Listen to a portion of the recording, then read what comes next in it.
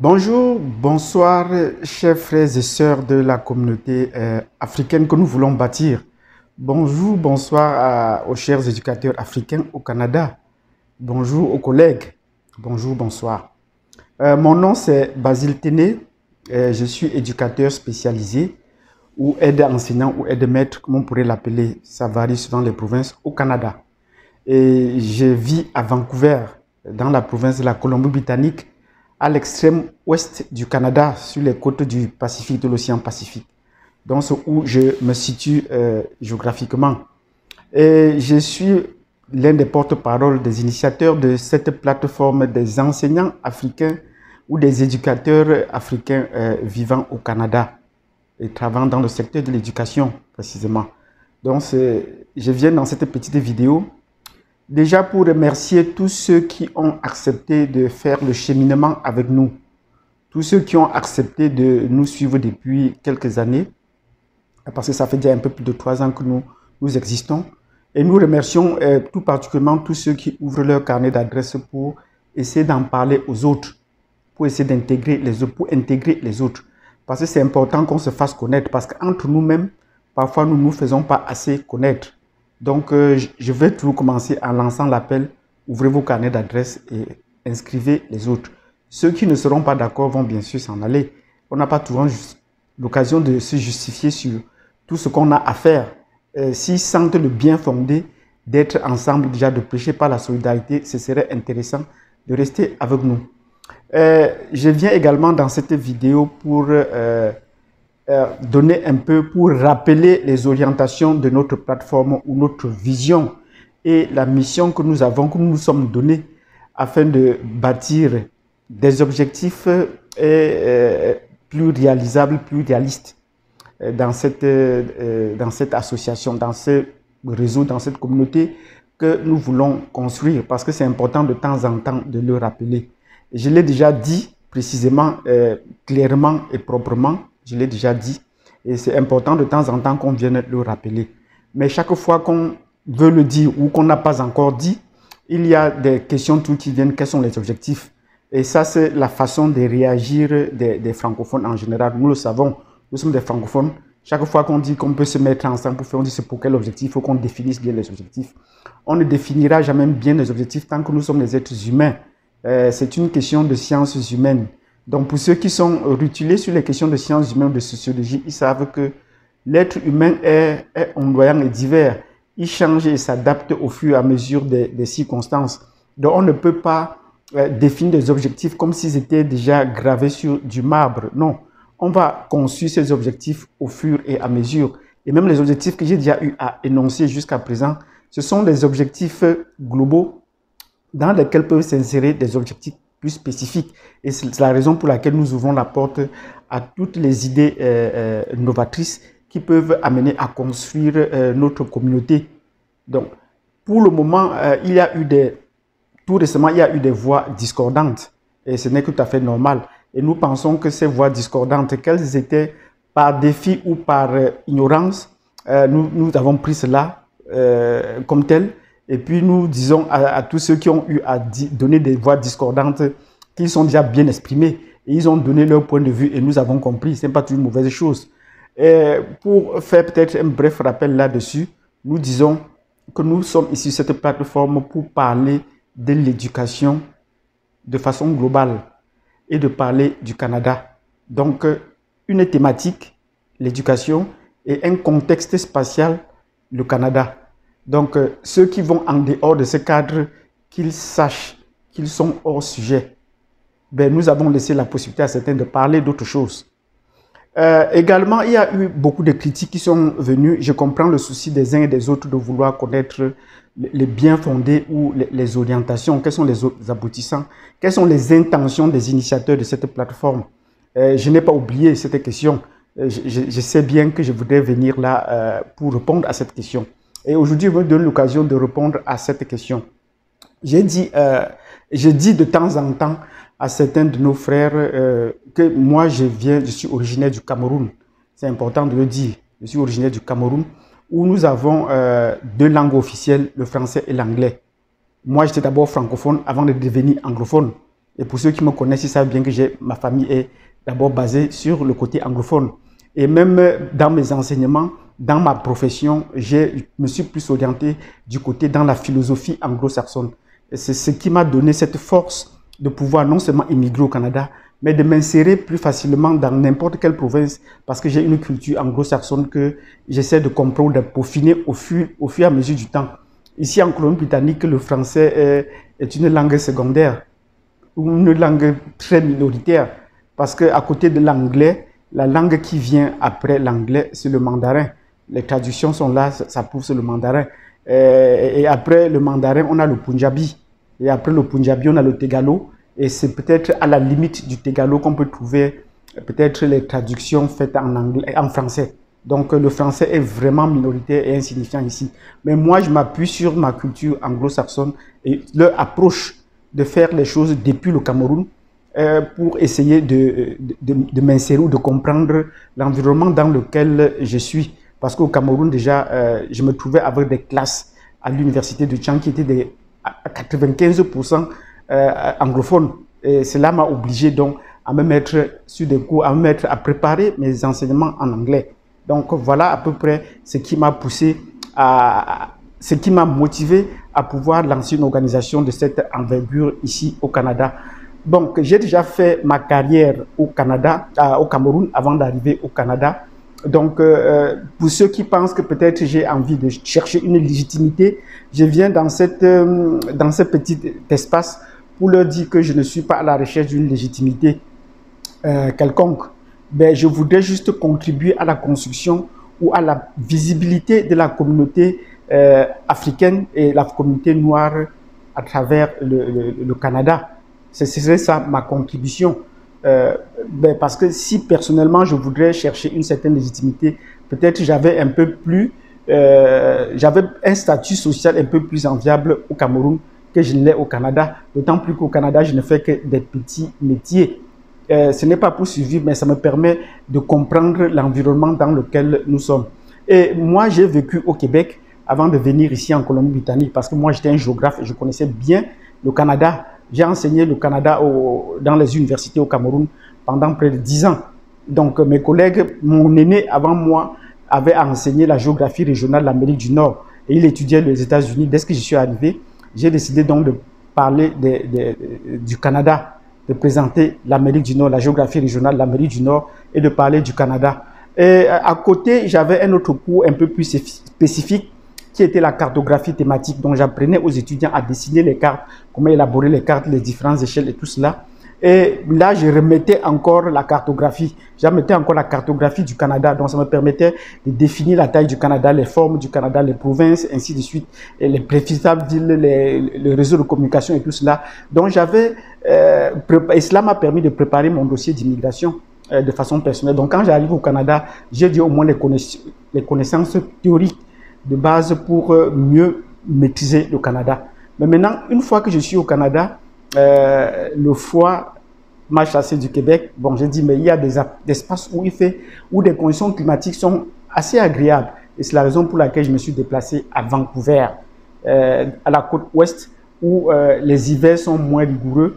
Il fait froid, mais les hivers sont moins rigoureux. En journée, on ne va pas en température, on ne va pas en dessous de 0 degré, c'est rare.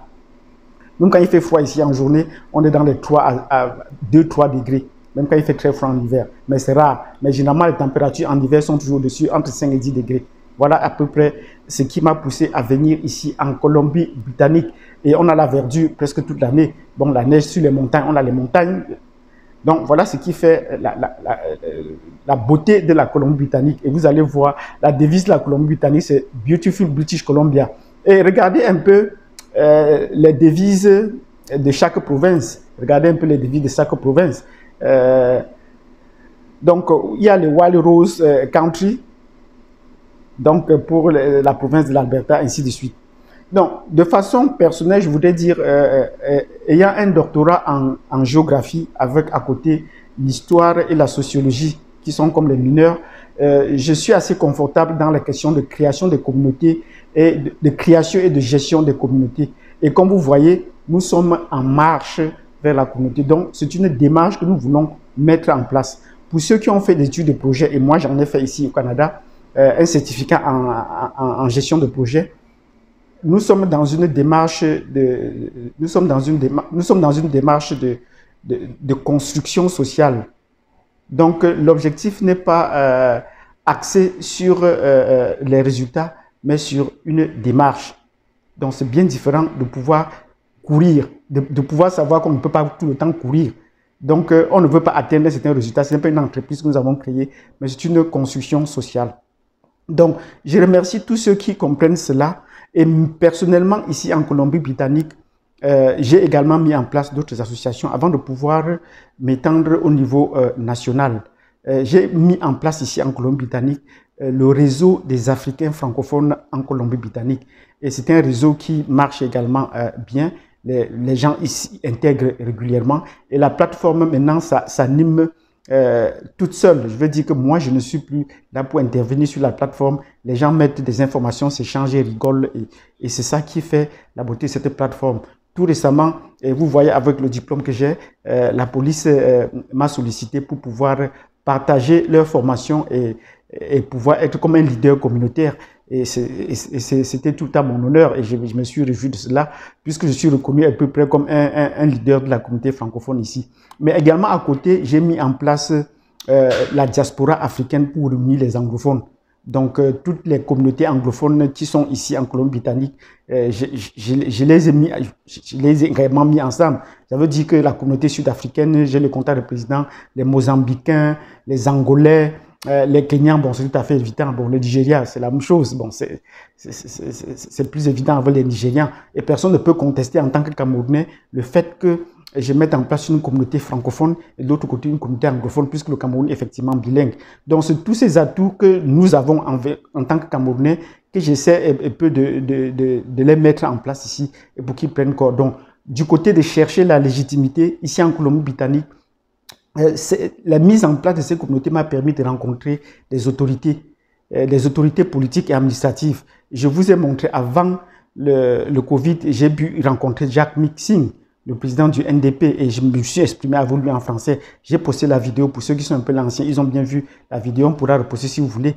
Il habite ici en Colombie-Britannique. La Colombie-Britannique est un quartier général de la plupart des partis politiques au niveau national.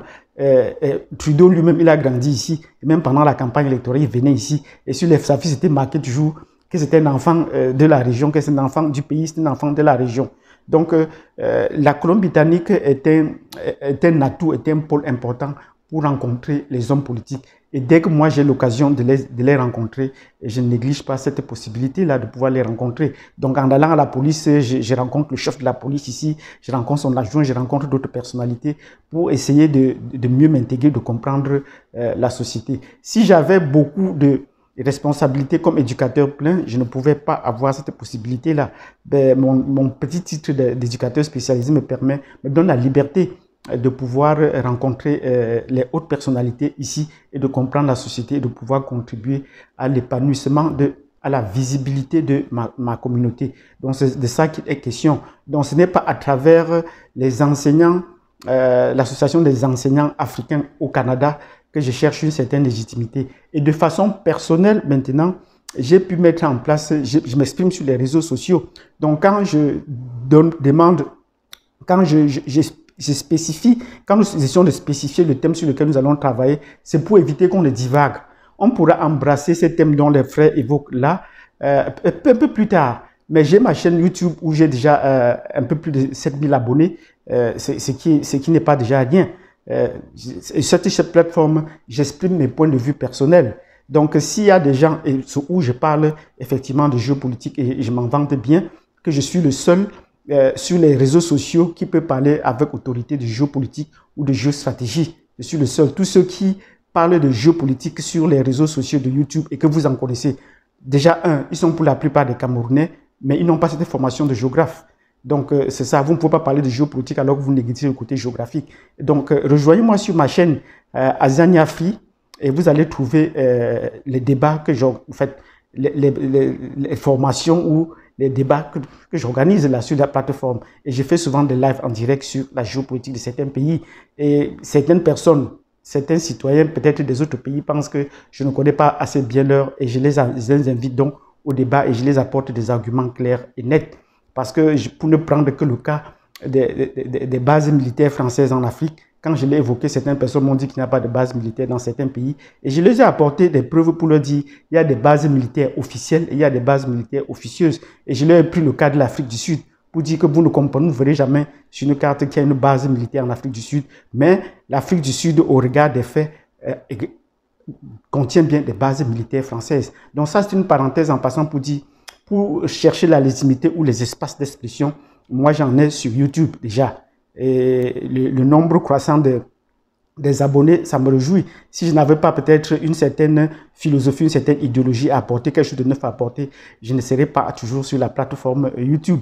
Donc, je vais sur ma plateforme YouTube personnelle où j'exprime un point de vue personnel là-dessus sur les questions de géostratégie, sur les questions de géopolitique africaine. Et j'essaie de mettre parfois même certains abonnés à défi sur des questions qui peuvent les traverser, même s'ils sont originaires de ces pays-là. Donc, c'était pour répondre à la question des frères qui pensent quelle est ma vision, quelle est ma légitimité. Est-ce que je ne suis pas en train de chercher une certaine légitimité ou peut-être chercher à me faire voir? Non. Et le fait que l'association soit déjà en place de temps en temps, il ne peut se passer une semaine sans que je ne reçoive un appel à travers le Canada ou dans la province de la Colombie-Britannique pour une question économique, sociale ou même politique. Est-ce que tu peux te renseigner pour nous donner les informations sur tel ou sur tel? Ça fait encore quelques jours, il y a un Burundais qui m'a appelé pour me demander est-ce que tu pourrais avoir des contacts sur quelqu'un qui pouvait faire des importations au niveau de l'Ouganda. Je lui ai dit oui, bien sûr, et je vais contacter donc le chef de la communauté ougandaise ici, et c'est avec plaisir qu'il doit me répondre. Donc vous voyez, même sans pouvoir faire beaucoup même sans pouvoir animer régulièrement la plateforme, le fait que la plateforme existe déjà dans le temps est déjà une certaine prouesse. Et je dis merci à tous ceux qui nous soutiennent et qui continuent à ouvrir leur carnet d'adresses et qui continuent à en parler aux autres pour qu'ils puissent s'inscrire. Donc nous leur disons également bravo de pouvoir continuer cette tâche-là parce qu'il faudrait que nous grandissions. Mais pour pouvoir aller de l'avant, nous n'allons pas aller de l'avant en masse. Le tri va se faire de lui-même. Comme vous pouvez le constater là, beaucoup de nos frères ont été impatients parce qu'une fois après avoir défini la vision, la mission et les objectifs de notre groupe, certains gens publiaient des posts un peu malencontreux sur la plateforme. Et ceux qui quittaient étaient vraiment impatients. Donc vous avez pu rendre compte chaque fois qu'on postait, même sans réagir, il y avait certaines personnes qui quittaient parce qu'ils ne sont pas insensibles. Parce que moi je mets à leur place pour dire, nous ne comprenons pas que des enseignants soient incapables de comprendre des instructions données par la hiérarchie dans le groupe. Ça se comprend un peu difficilement. Si vous êtes enseignant, vous avez des instructions que vous donnez aux élèves, apprenez aussi à recevoir des instructions.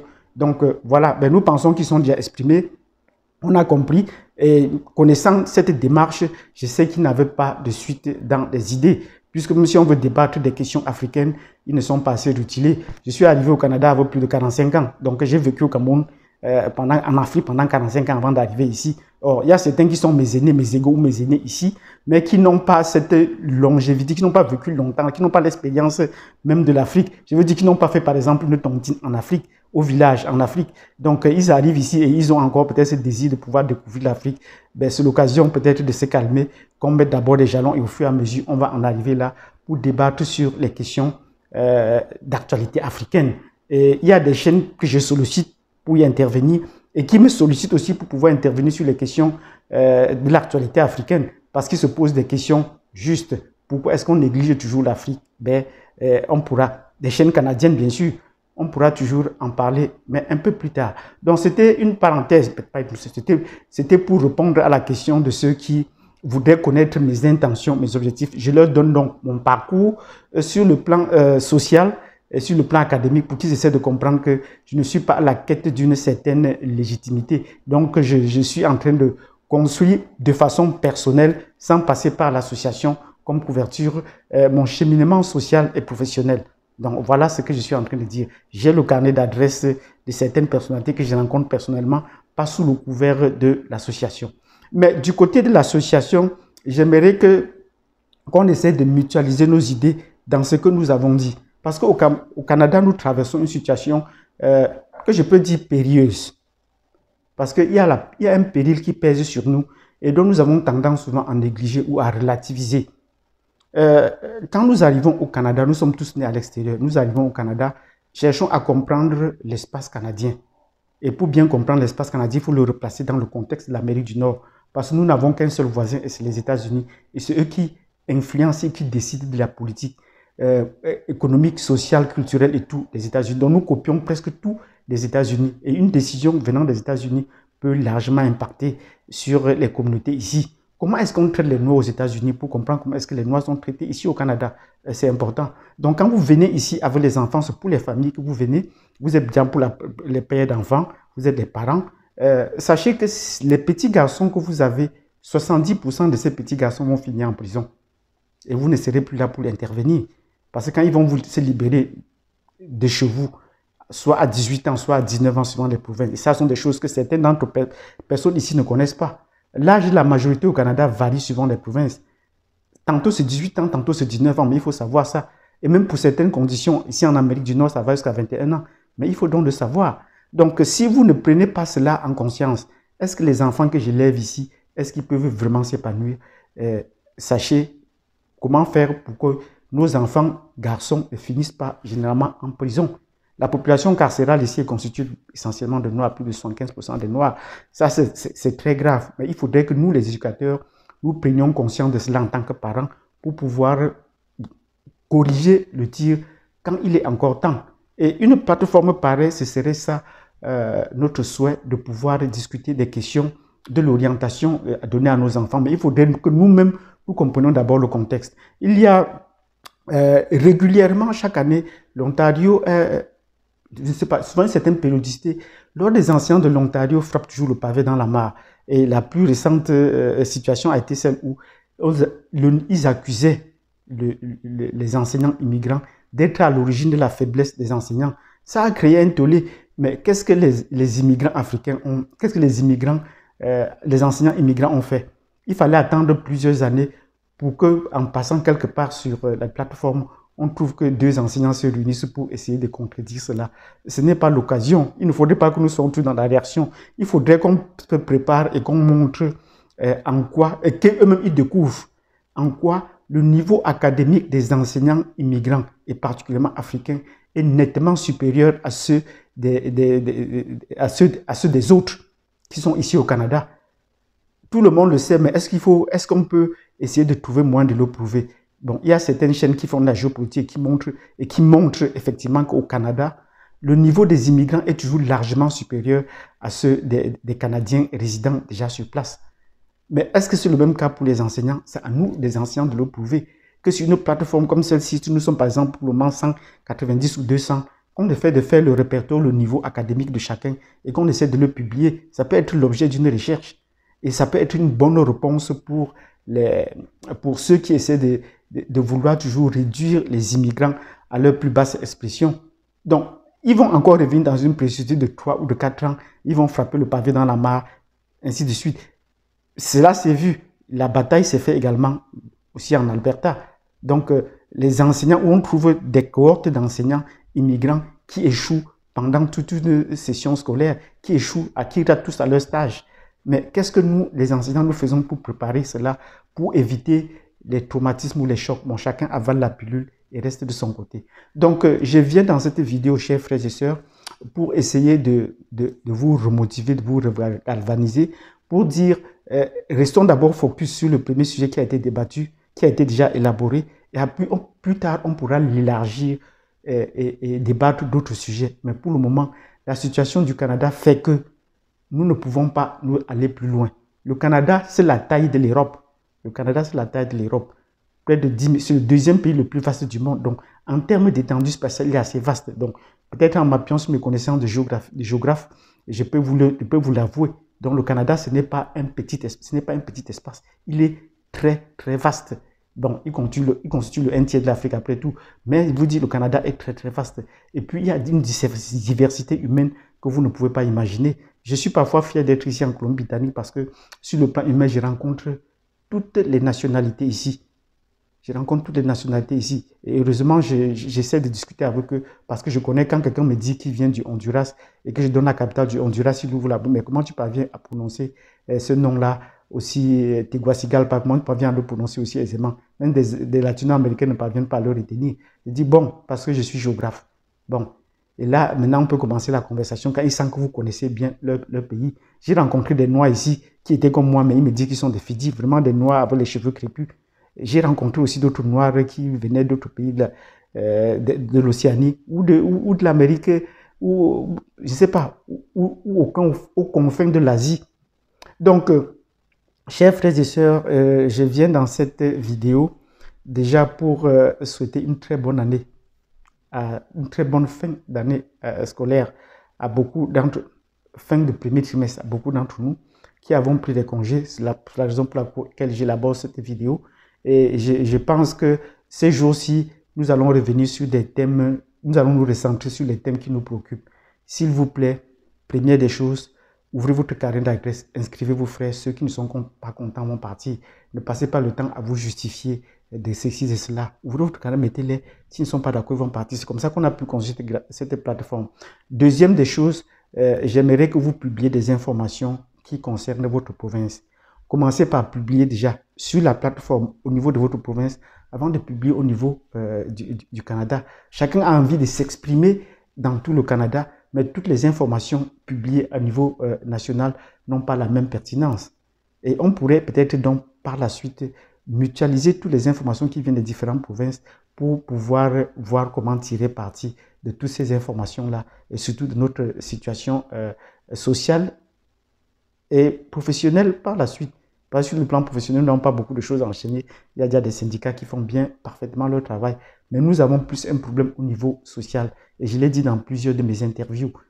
Donc, si vous avez apprécié cela, mettez-moi des pouces. Et abonnez-vous sur la page parce que je reviendrai sur d'autres messages, dans d'autres messages sur cette plateforme pour partager les nouvelles de l'actualité, de notre plateforme ou du Canada avec nous. Donc, priez, publiez tout ce qui est l'éducation au Canada, ça de ça qu'il est question. Et de deux, parlons du Canada. Donc, la politique du Canada, il faudrait qu'on en parle. La politique sociale, économique du Canada, partagez-nous les nouvelles. Et surtout au Canada, nous vivons sous l'emprise du climat. Au Québec, mon pays, c'est l'hiver. Mais comment est-ce que vous vivez l'hiver? Tout récemment, j'ai dit bonjour à tous ceux qui sont à Iqaluit, au Nunavut. Une fois, j'ai appelé et puis pour demander à un des nôtres qui est là-bas des conditions, parce que je m'imagine un peu à peu près ça va être, c'est aussi bien que de temps en temps on partage ces informations. Tout récemment, il y avait eu, nous croupissons sous les pluies ici, 4-5 jours de pluie d'affilée, bon c'est un peu trop. Et nous sommes toujours au Canada, cette année on pourrait partager ce genre d'informations sur les conditions météorologiques à travers le Canada, c'est important. Donc, merci de m'avoir suivi. Je vous donne rendez-vous donc à la prochaine vidéo et j'attends déjà que nous contribuions chacun à son niveau à l'animation de cette plateforme en partageant des informations pertinentes sur l'éducation, sur le thème de l'éducation et sur l'espace qui nous est propre, le Canada et dans votre province en particulier. Merci et à bientôt.